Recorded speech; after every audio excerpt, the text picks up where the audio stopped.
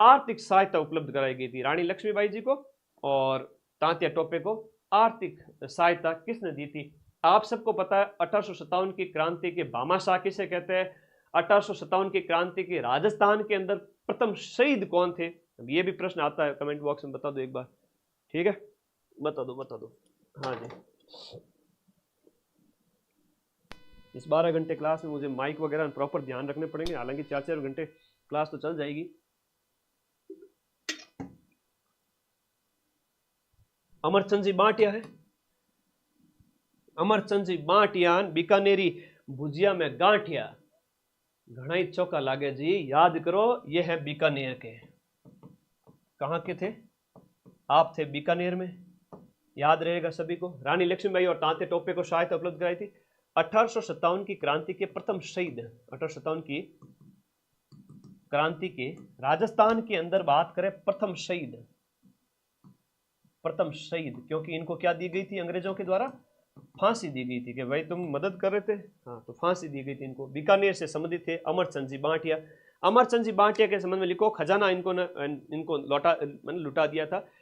इनका है, हम कहेंगे 1793 में बीकानेर में जन्म होता है, 1793 बीकानेर में जन्म होता है। और एक प्रश्न इनके बारे में और याद रखो, राजस्थान का इनको कहते हैं मंगल पांडे, क्योंकि मंगल पांडे 10 मई को जब अपने इंडिया में क्रांति की शुरुआत हुई थी ना, उसके हम बात करें 10 मई 1857 को तो इंडिया में क्रांति की शुरुआत हुई, और 28 मई को राजस्थान में क्रांति की शुरुआत हुई। ये आप लोग हमेशा याद रखते हो, 10 मई को इंडिया में और राजस्थान के अंदर 28 मई को क्रांति की शुरुआत हुई। वहाँ मंगल पांडे को हम शहीद कहते हैं, अमर शहीद इनको कहेंगे। और लिखेगा राजस्थान का दूसरा भामाशाह और राजस्थान का मंगल पांडे, राजस्थान का मंगल पांडे और सेकंड भामाशाह। यह भी प्रश्न याद करना, बीकानेर के अमरचंद जी बांटिया, वेरी इंपॉर्टेंट, ठीक है। मारवाड़ चित्रकला की शैली, मारवाड़ चित्रकला शैली की ठिकाना कला के अंतर्गत निम्नलिखित में से कौन सा ठिकाना शामिल नहीं था? ठिकाने मतलब क्या होता है? सामंत होते थे ठिकानों के मालिक। और सामंत प्रथा आप सबको पता है, वो हमने अभी बात की थी कि भाई सामंत प्रथा की शुरुआत चुंडा के द्वारा की गई थी, राजा के अधीनस्थ जो होते थे वो सामंत। तो मारवाड़ में कौन सा ठिकाना नहीं आता है? तो ठिकाने खूब सारे, घाणेराव भी है, बनेड़ा भी है, रिया भी है, बिणाई भी है। लेकिन प्रश्न ये कह रहा है कि ये ठिकाना जो है मारवाड़ का कौन सा नहीं था? दिए गए ऑप्शन के अंदर जो बनेड़ा है वो मारवाड़ का नहीं था, बनेड़ा मारवाड़ का नहीं था। घाणेराव हो गया, रिया हो गया, बिणाई हो गया, ये सब है।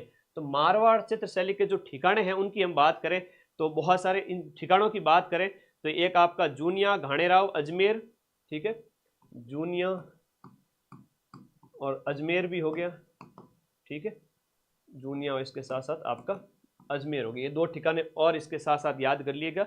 और एक हम बात करें तो मोस्ट इंपोर्टेंट रिया, रिया है वो आपका नागौर के अंदर,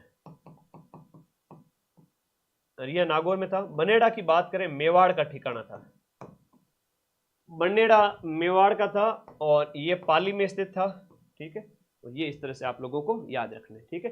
तो बनेड़ा है वो मेवाड़ का ठिकाना था, मारवाड़ का ठिकाना नहीं था। अब चित्रकला में भाई कई बार बच्चों के डाउट होते हैं, सर स्कूल और सब स्कूल में हम समझ नहीं पाते। तो मारवाड़ चित्रकला शैली के 4 स्कूल है, इनको चित्रकला शैली स्कूल भी कहेंगे या चित्रकला शैली की प्रमुख शैली भी कहेंगे, है ना, स्कूल या प्रमुख शैली।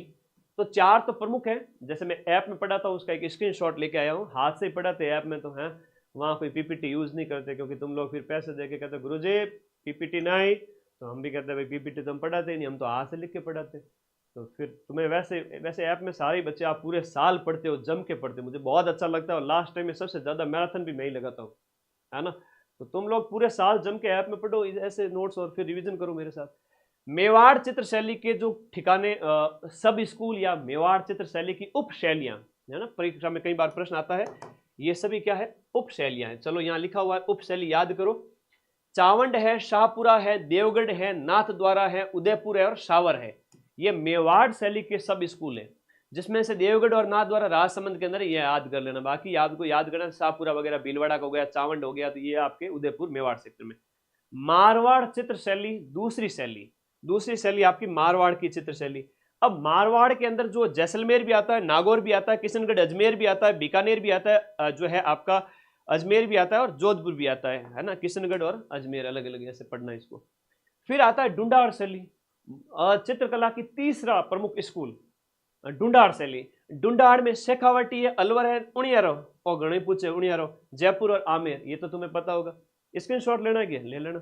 हाड़ौती स्कूल में कोटा और बूंदी आती है। कोटा में तो क्या होता है, नारी द्वारा शिकार है, नारी द्वारा शिकार के चित्र मिलते हैं।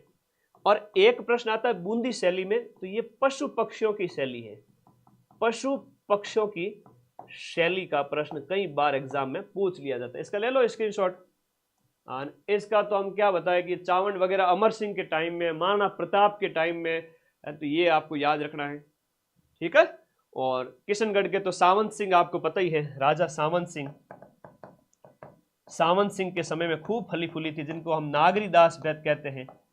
और नागरीदास के एक बहुत बड़े चित्रकार हुआ करते थे निहाल चंद, और नागरीदास को जब निहाल चंद मिल गए तो नागरीदास या सावंत सिंह तो न्याल हो गए, बोले मेरी मित्री यानी कि बड़ी ठणी का चित्र बनाओ, तो बड़ी ठणी का इन्होंने चित्र बनाया था। फिर ले लो फोटो, ले लो फटाफट, ले लो फोटो। ओके, ये माइंड में आपके नोट्स भी साथ साथ में कुछ कुछ दिखा रहा हूं ताकि तुम्हें अच्छा लगे कि वास्तव में कंटेंट होता है। ये किशनगढ़ की फल्गुबाई, हम किशनगढ़ की बात करें, फल्गुबाई किस नृत्य शैली से संबंधित रखती है? फल्गुबाई की बात करें तो ये आपके चरी की डांसर है ना, गुर्जरों का नृत्य है। चरी नृत्य किस जाति से संबंधित है? गुर्जर जाति। तो ये गुर्जर विशेष रूप से अजमेर क्षेत्र में खूब होते हैं, ठीक है, ये यहीं पर इनका निवास ज्यादा है, तो ये याद रखना। व्यावसायिक नृत्य है ये एक तरह का। चरी नृत्य की बात करें तो ये आपका व्यावसायिक यानी पैसा कमाने की दृष्टि से डांस है, व्यावसायिक नृत्य हो जाता है।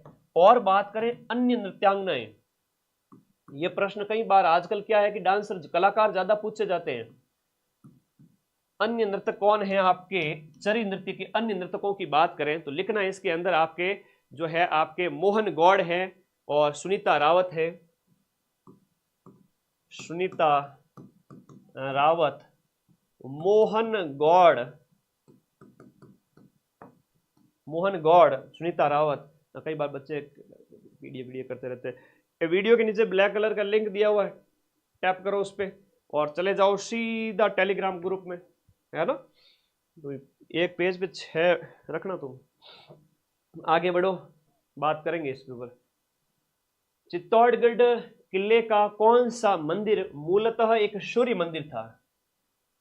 चित्तौड़गढ़ किले में स्थित है और वो मंदिर पहले एक सूर्य मंदिर हुआ करता था। कालिका माता मंदिर, मीरा मंदिर, तुलजा भवानी का मंदिर और शमिदेश्वर मंदिर। देखो चारों ही मंदिर आपके चित्तौड़गढ़ किले में, लेकिन यहां पर पूछा गया है उसका जो राइट आंसर है वो है कालिका माता मंदिर। कालिका माता मंदिर पहले क्या था? एक सूर्य मंदिर था।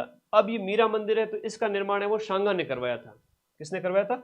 सांगा के द्वारा अपने पुत्र वधु मीरा के लिए। तो नागौर में भी है, यहाँ भी है।